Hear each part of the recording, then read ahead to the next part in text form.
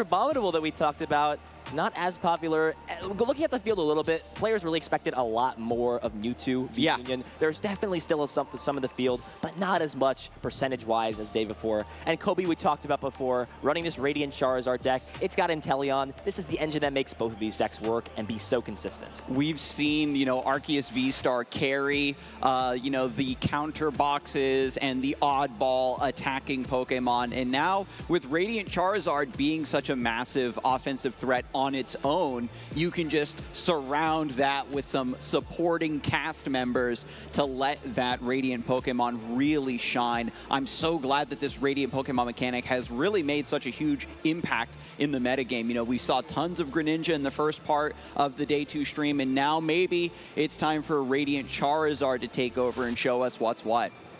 Getting to the prize cards here, Drizzile a piece for both players. Double cross switcher, that could definitely come into play for James later on. It's always funny to see the cross switchers right next to each other in the prizes. You take that key V-Star KO or the 2-prize knockout and then just grab both of them at once. But when you're going up against Radiant Charizard, this is another single prize deck. You're forcing your opponent to play at your pace. Cobi going to open us up here with the Mysterious Tail ability, searching through the top of the deck here and looking for an item card.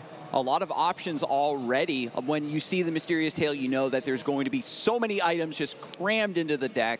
And now we just got to figure out what we're going to open up the game with. Finds a rare candy. This is the new one from Pokemon Go. I'm actually very partial to this rainbow art.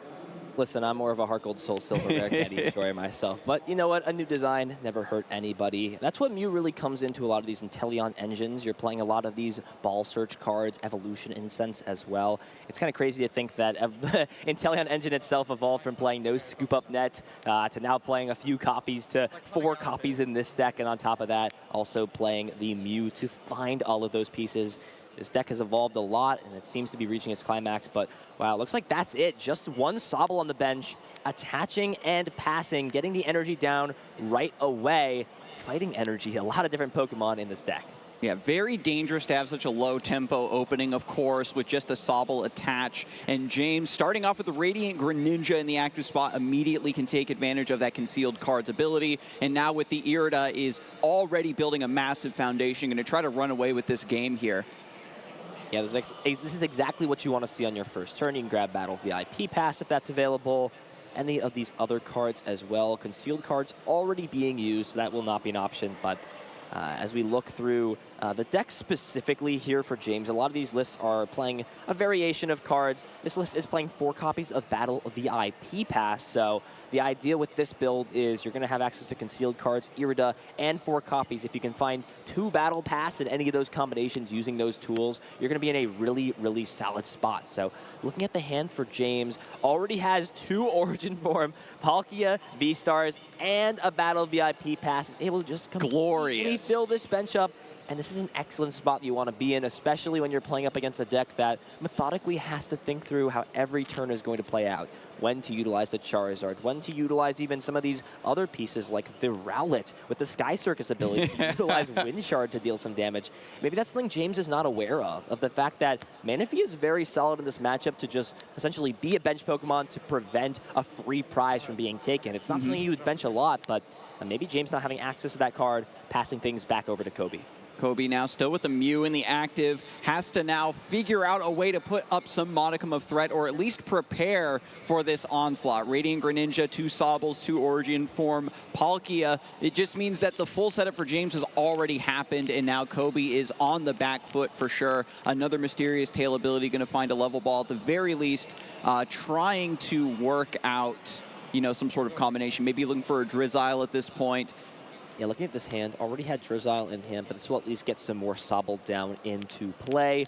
This can open up the potential for this Wind Shard play, actually. Looking at this hand, has the Drizzile, can go ahead and Quick Ball for the Rowlet. Yeah, when your opponent's this far ahead of you like that, if you can get that Wind Shard down, maybe knock out a Sobble, slow them down ever so slightly, it's the best bet that Cobi certainly does have. Yeah, and on top of that here, there is really no way for this Radiant Greninja to get knocked out looking at this deck. Zero Aura only deals more damage if your opponent's active Pokemon is a Pokemon V. It will deal 120 damage, so having a base 30 is very, very weak. Even the Greninja would still be a 3-hit knockout, but oh, look at that. We're going to see the Greninja come, or excuse me, the Inteleon come down into play, utilizing that rare candy that was found the previous turn, and this is going to already eye up the Birdkeeper. James might get punished for not finding that Manaphy, or prioritizing finding it, rather. Yeah, so still looking through the hand. We saw the Radiant Charizard in there, ready to go down the road. But for now, the rare candy, finding 2 shady dealings like this is very helpful. It's like a baby Starbirth. Find those missing pieces to at least get a better foundation here. Cobi, again, with that low tempo start of just a Sobble attach pass, already starting to make things look a little better. Yeah, playing the level ball before the Birdkeeper signals that Cobi may be looking for some other pieces in this hand, just like some regular supporter cards. A lot of times we'll see the level ball get held because there's so many targets that level ball can grab.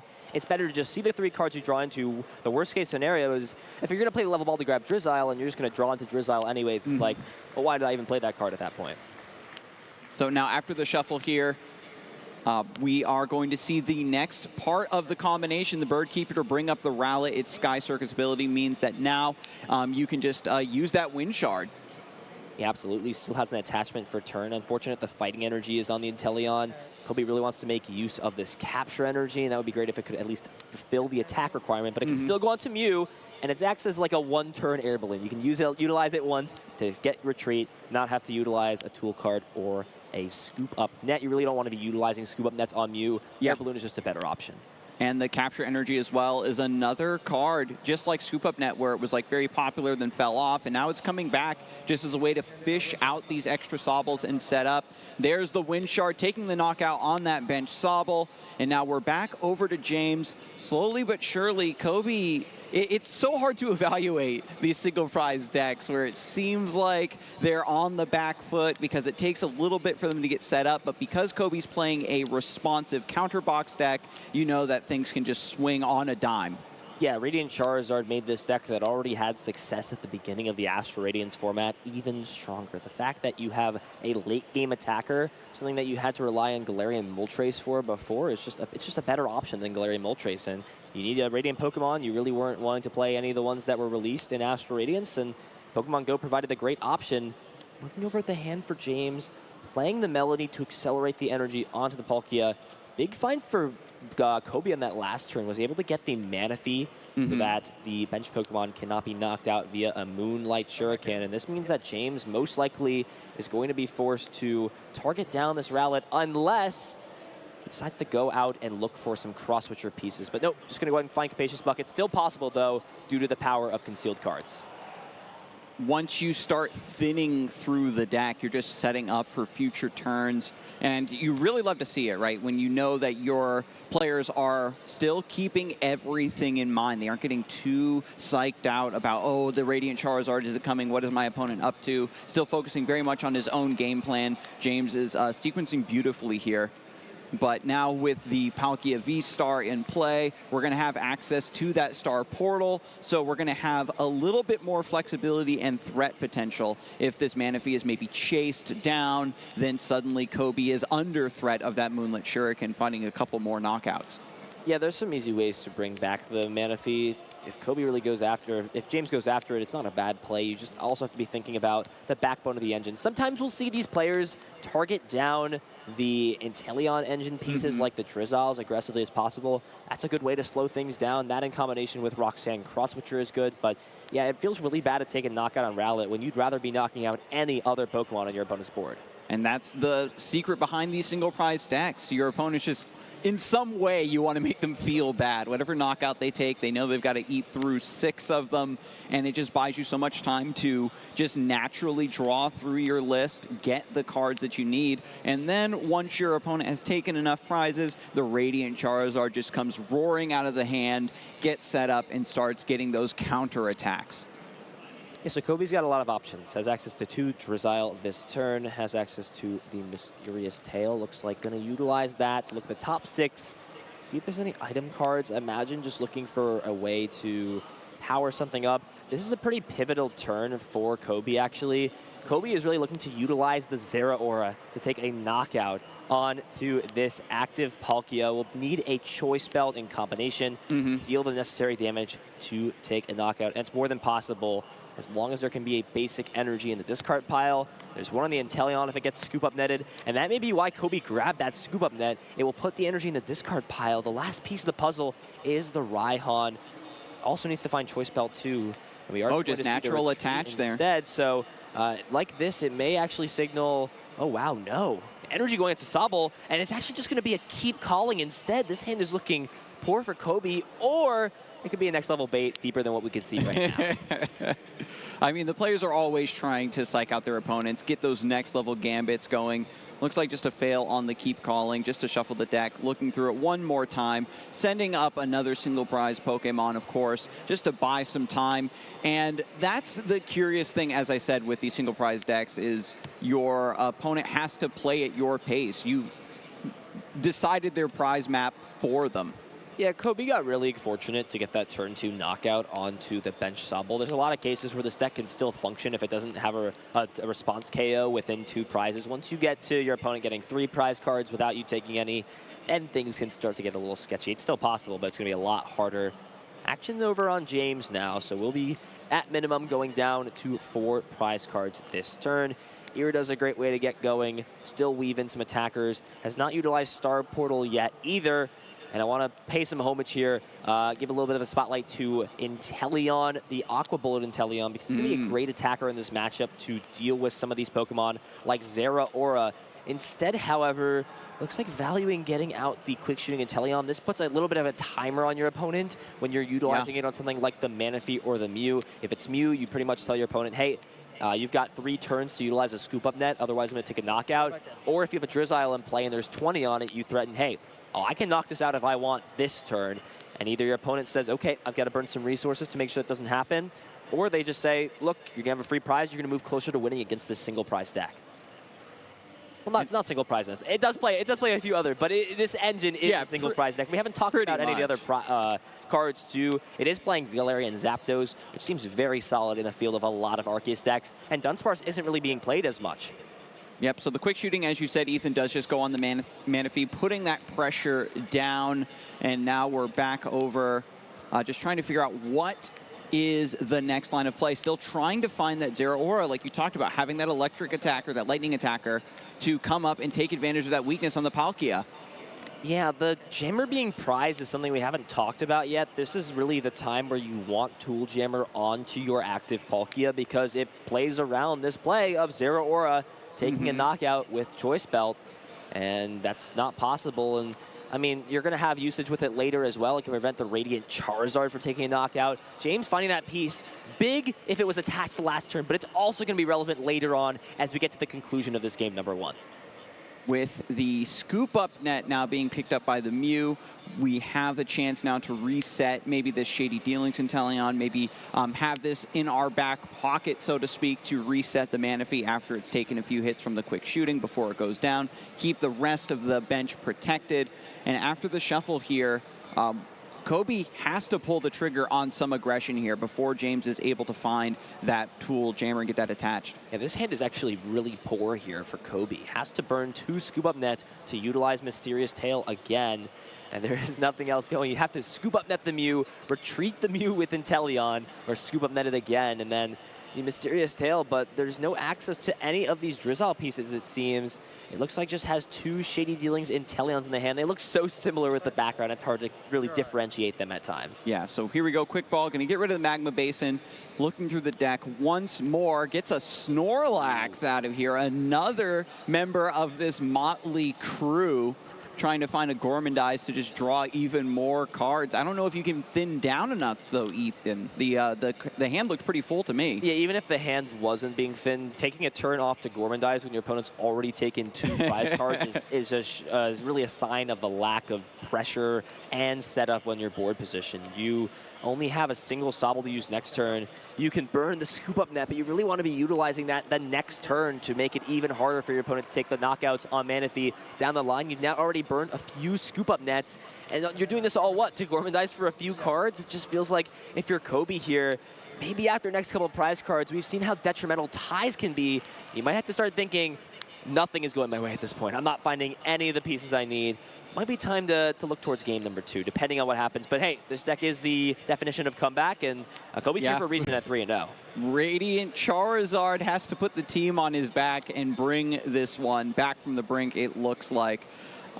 Even with all of these prize cards being taken, you know, Cobi is not on any copies of Roxanne, isn't looking to go for any sort of disruption in that regard, is looking to just start coming out swinging with the Radiant Charizard to just carry and bring it back. But look at this, the Tool Jammer is found, it is set up, so now it's going to be even harder to get those key knockouts. That's just going to preemptively shut down the Choice Belt, taking away that damage amp. Yeah, currently it will. There is a Tool Scrapper in Cobi's deck, so there is a way to get around it, but with how poor this has been and the access to only 2 Shady Dealings abilities next turn only it seems like a lot. Wow, you get to find 2 trainers out of your deck, but this deck is used to using 3, sometimes even more, finding upwards of 5 to 6 trainers if it really goes all out. It's all possible thanks to Shady Dealings and Teleons. And if you're James, you're in the driver's seat right now. You are feeling confident. You're about to start the game out. 3 prizes taken. There's really no way that this gets knocked down unless your opponent has an insane combination of cards. Drawing into the cross switcher off the prizes as well. There's got to be, those Gormandize cards better has to be incredible. Otherwise, there is really nothing Cobi's going to be able to do. And if James takes another prize, things are pretty much wrapped up at this point. The clock is ticking for Cobi. Under so much pressure, the Mew Mysterious Tail has gotten a lot of use, but still not finding the proper pieces to put up any sort of aggression. The Radiant Charizard has been in the hand this whole time, but we need something else to pivot to. You can't rely purely on that attacker, especially now with James set up with 2 Palkias ready to go. Yeah, just looking through what Cobi has access to at this point, there is Drizzile plus Scoop Up Net. So the way to pivot the Mew is there, and the way to find a trainer card. Raihan is online as well. There is an energy in the discard pile, thanks to that Sobble that was knocked out after, I keep calling for no Pokemon, but it was still there to get the energy in the discard pile. So the question now is, are you trying to go all out and utilize 2 Drizzile ability this turn? Do you maybe try to set the board up a little bit? Having a Sobble prized is really not what you want to see at this point. You want to have access to all these Inteleon pieces. We haven't even seen James in this matchup get aggressive and target down some of these Drizzile pieces. That's really where the big issue comes in. You're already down 2 pieces. They're locked out of the game until you start taking knockouts, which can be later on as well. And then from there, if your draw engine and your search engine gets disrupted, this deck really can't function just off the abilities of Mew or drawing cards with some of the mediocre draw supporters like Birdkeeper. It really needs to search out specific pieces to make combos happen every single turn. That's precisely what James needs to consider, Ethan. When you get lulled into sort of this false sense of security of I can just attack and take a prize card every turn, every turn, every turn, you need to think that extra layer deeper of, do I want to start chasing and getting knockouts on specific, you know, backline engines rather than whatever Cobi happens to promote as a sacrificial lamb, so to speak. So it looks like it's just going to be the scoop. Yeah, smart choice from Cobi. I would have liked to see that turn earlier or not, but props to Cobi for being a younger player and understanding the importance of scooping things up earlier and getting to the next game. A lot of people, depending of all ages, I've seen it happen everywhere, where people just get hyper fixated on, no, well, if I find these specific set of cards or these specific things happen or my opponent opens up a line of misplay, you'll be in a good spot. But not the case here. James is going to take first game 18 minutes through, so at this pace, it's possible we can finish 3 games. Neither of these players want to tie. They do have the flexibility for a tie. Technically, 6-0-2 also makes it in, but going undefeated at Worlds is a tough task. Can't understate it enough. It is, or overstate enough. It's just so difficult because there's always somebody else there at that record who is just as deserving, just as smart, just as intelligent with how to pilot their deck. It can be difficult sometimes if you have to match up against those people, especially when they've already piloted their deck so successfully through the tournament. When you're at this caliber of play, you need to be aware of the fact that I have to, it's not even about prize mapping, it's about record mapping. You want to go for these wins. You need to make sure the time in the round is proper so you can actually play towards, you know, the best of 3 proper. Make sure you get the wins when you can get them to get as many points as possible to make that top cut. but now with the players all shuffled up and heading into game number 2, we'll see if Cobi can come out of the gate in a much stronger position and really show us what this Charizard box is capable of. Yeah, Raihan in the prizes as well as Drizzle, not things you want to see. And oh wow, oh, also no. starting. Wow, look at this. Oh, we're getting into things, and look at this hand here for Cobi. There's nothing here. 2 scoop up nets, a few energies, Drizzle, and is that a pal pad as well? It looks like Leon just has to pass the turn over. Wow, this is so unfortunate. The hand at least looks a lot better for James, has access to Capacious Bucket, has access to Quick Ball. We'll be seeing things happen, and what a bad set of events for Cobi just to pull out a miraculous game in game number 2. You couldn't start it any other way. Doesn't even get a single Sobble down. This is what we talked about. You have a deck that's been popping off for you all day, 3-0. And when you are trying to run a list that can counter everything, is made of so many disparate pieces, when the chips are down, sometimes you can't find what you need. Also, starting off with the Radiant Charizard in the active, this is your late game carry that comes down after the game has progressed to a certain state that you want it to have it in the opening active like this. It's very vulnerable now to get taken down. Even though you can bring it back, this is still a huge blow, especially with Cobi not able to bench anything. James, fortunately, isn't going to be able to do any like shenanigans here to get the turn 1 knock, but it is already off to a very, very bad start for Cobi. Yeah, looks like has the heavy ball in hand off that concealed cards and Irida. Wow, this is the exact setup you want to see. Can get the Sobble and the Battle VIP pass to get down. Maybe the Manaphy now, maybe he has learned his lesson after game 1 of getting the Manaphy down. You see it already get fanned at the top of the deck saying, yep, that's on me. I made that mistake game 1. Not going to happen again. You're not going to catch me slipping. The Rowlet respect already coming through. James is just going to solidify this glorious position that he finds himself in here in second game. If you can take this one down, it's just going to be a quick 2-0 to just keep that record up of 4-0 potentially here in day 2 of the World Championships, and James is completely dialed in. I love this pace of play, knows what he needs to do, finds the second Palkia to get that set up on the bench, and this is just a repeat of basically what James did in the first game regardless, just having all the family members here assembled. Listen, they're all here. They're all ready to go. They're all raring to go at this point. Also knew the Palkia was prized, so playing that Hisuian Heavy Ball to grab the Palkia out, change the targets off of the Irida and the Battle VIP Pass to respect accordingly. And what's the top deck for turn? It's a Manaphy. That's not going to do much. Oh, no, Manaphy Pass! Wow, this is so unfortunate.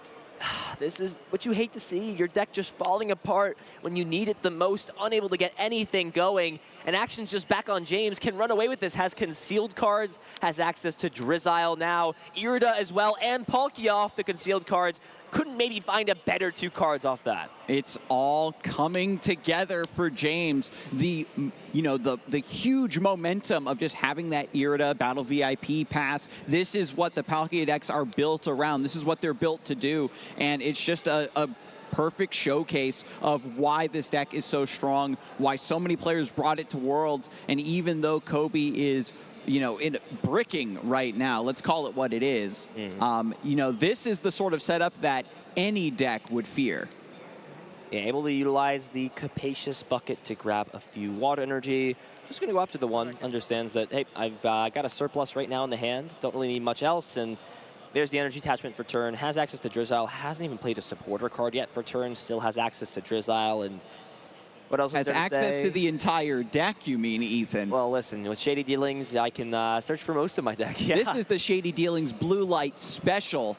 Yeah, it's interesting even to note, because of the inclusion of Capacious Bucket in this deck, a single Shady Dealings means that you technically have access to every single card. You could search the trainers out, you could search the water James energies multitasking, shuffling the deck after searching through, announces the attack, getting the prize cards, all in the same smooth motion.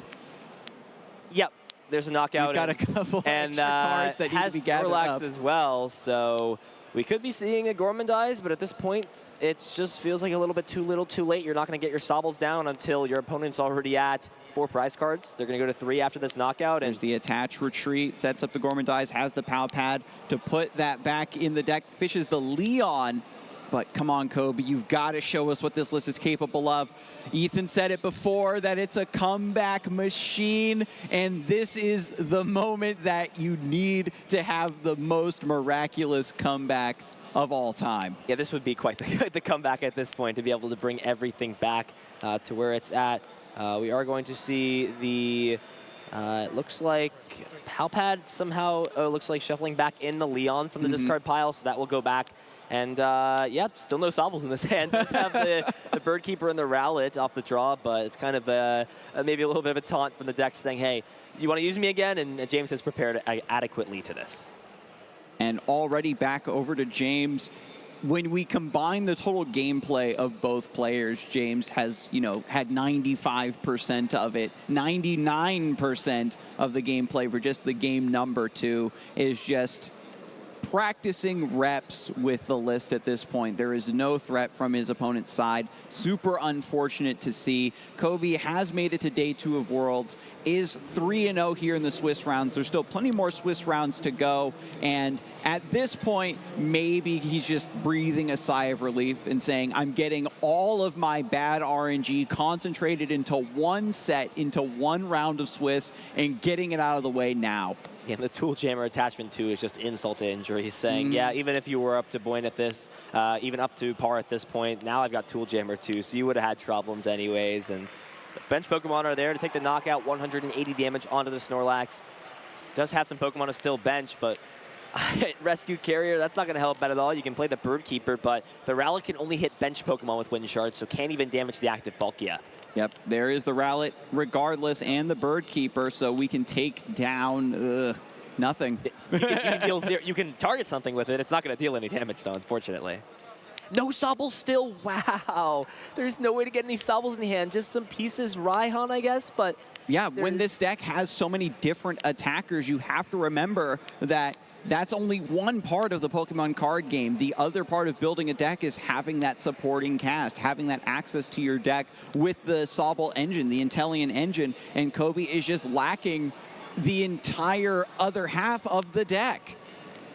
Yeah, just James doesn't even have to do much. At this point, as long as you just continuously get energies down into play, you are in an excellent spot to just stay ahead. No Sobble still at this point. James is going to be free to run away, do everything. There's no comeback mechanic cards in this deck. Nothing like Marnie or Roxanne, exactly. Either. There's no even ways to discard or disrupt the hand rather in any way. So there's the James knockout. Is free. Yeah, James is free to build this up, take the knockout. What's the top deck? It's a capture energy. Finally, you can get Sobbles into play, but at this point, it just feels like it's so little, and it's also. We're like 4 turns into the game at this point. It's way too late to be getting Sobbles into play right now. You get the Sobble down, and it's just going to get KO'd, I imagine, before it can even have a chance of evolving. Manaphy with the 4 damage counters on it, thanks to the quick shooting Intellion just putting in a lot of work. Cobi going to still try to hang in here. This is game number 2. Cobi has to struggle with all of his might to drag this out to a game 3. Still 23 minutes left on the clock. There's no chance of this going to a tie. James is just tightening the net here and closing in on victory. Yeah, even looking at this hand, Raihan into Sobble. Let's just find another Sobble. Eyeing up the Zera Aura, so it does have that potential as well. I mean, yeah, retreating into Sobble, and we're just going to see a pass over to James. And this is just, yeah, we're just going to see keep keep calling as well, actually. So keep calling before the pass over, and right away, James is like, I'm going to play Irida. I'm going to go ahead and find this piece here, the scoop up net. And yeah, the game is over at this point here. Yeah, because you have the double, go ahead and double recycle retreat. with the quick shooting. Double quick shooting, knock out the Manaphy, and there's 3 energy in the discard pile. Star Portal, V-Star Power, going to take the last 2 prizes. James Cox going to go ahead and advance to 4-0 with Palkia V-Star. It's no surprise to anybody that this deck has been as dominant as it has been so far. One of the most powerful V-Star Pokemon we've received, and one of the most powerful Pokemon we've ever had in the history of the Pokemon trading card card game. Yeah, when you have a deck that is capable of so many different plays, that was just a beautiful showcase of what the deck can do when the opponent is not putting up threat, right? That was just like a fancy demo of, oh, look at this other cool combo that you don't get to see very often, is recycling the quick shooting in Inteleon to get access to that ability twice more, and then also the Moonlit Shuriken combo on top of that. That's a combo that we've seen multiple times throughout yesterday and today, but combining that with the quick shooting Inteleon was pretty fun, to say the very least, to get those 3 prizes. But, you know, huge letdown by Cobi's list. Unfortunate, but again, this is why we play Swiss rounds. This is just one round, and 3-0. I'm still confident that deck can still put up a bit of more of a threat as we head through the rest of day number 2. You have to feel for Cobi at that point. It really is unfortunate when your deck doesn't draw the way it wants to. You know it can function. You wouldn't be playing a deck like this if this is what it did every round. In fact, you wouldn't be at 3-0 if your deck didn't function that way. But again, it's part of variance. It's part of the Pokemon trading card game. It's how things work out. And Cobi is not out of it by any means. Going to go into this round at 3-1, going into round number 5. If Cobi wins the next 3, does the same thing that happened in the first 3 rounds. Yeah. A simple intentional draw will put him essentially into the asymmetrical cut, potentially even more. We don't know the exact numbers. We were just under getting 9 rounds, which would have resulted in a whole other couple of things happening with the tournament structure. But this is how things have worked out, which means it's going to be pretty tight when it comes to people getting to that record to make it into the top cut. When you play a deck that's just a responsive toolbox, counter box, of course you're going to have these non-games where you can't even get off of the ground. The Sobbles were just MIA, and I think when you consider the variance, right? That's just something that you have to accept. I talked about it a little bit yesterday, Ethan, where you've got to hold that. You've got to accept, you know, those bad matchups, that bad variance. It's just knowing that the highs and lows is really what you're after here. When your opponents are the best in the world, you need a deck that every deck can low roll, is what you think to yourself. So I might as well play a deck that has the highest of highs so that I can just get almost, for every bad free loss, I get a couple perhaps free wins. Yeah, it's that trade-off always. Again, you're going to be on the higher spectrum where it comes to your drawing well. You're getting everything you want to do. You're in a perfect position. And then you're also going to have the opposite side where you're not finding the pieces that you want to find. And that's part of the Pokemon trading card game. I've played tons of hands and tons of games and gone to tournaments where my deck feels like it's the best in the room and I'm able to win games convincingly. And there's times where you go to your first couple of rounds and you just get there and you're like, my deck is not functioning at all. It's the payoff you make. It's the trade-off for the Pokemon trading card game. Everyone has those experiences. You just hope, you hope that that doesn't happen to you at the biggest stage of your entire year of playing Pokemon, the World Championships. It's better for a game like that to happen here in the Swiss rounds for sure, and not when you've already put in so much work to maybe make that top cut and then just have a game where you don't have that agency as a player. I think that that's the biggest downside of a game like that, is saying there's nothing I could have done differently and it was just my destiny to lose that game. But as I said, the recovery of having a few more Swiss rounds as a buffer